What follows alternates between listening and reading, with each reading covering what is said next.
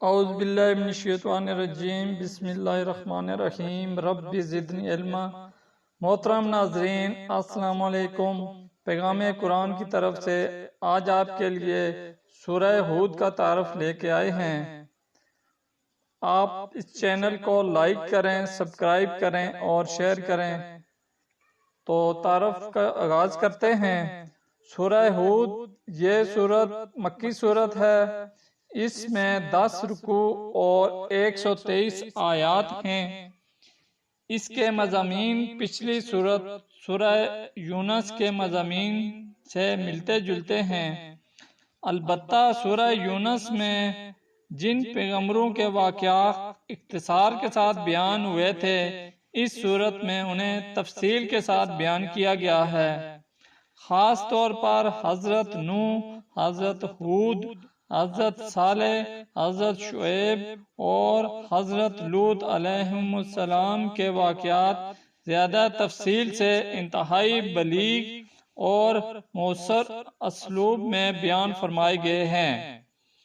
بتانا یہ مقصود ہے کہ اللہ تعالیٰ کی نافرمانی بڑی بڑی زور آور قوموں کو تباہ کر چکی ہے، اور جب انسان اس نافرمانی کی وجہ سے اللہ تعالیٰ کے قہر اور عذاب کا مستحق ہو جائے تو چاہے وہ کتنے بڑے پیغمبر سے قریبی رشتہ رکھتا ہو، اس کا یہ رشتہ اسے عذاب الہی سے نہیں بچا سکتا۔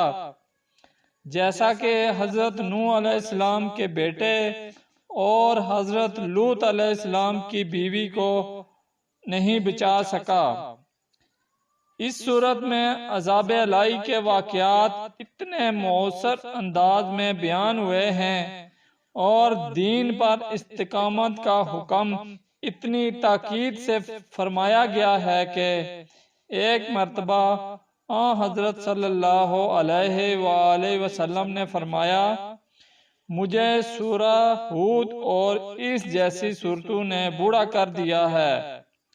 ان صورتوں میں جو تنبیہ کی گئی ہے، اس کی بنا پر آپ صلی اللہ علیہ وآلہ وسلم کو اپنی امت کے بارے میں بھی یہ خوف لگا ہوا تھا کہ کہیں وہ بھی اپنی نافرمانی کی وجہ سے اسی طرح کے کسی عذاب کا شکار نہ ہو جائے۔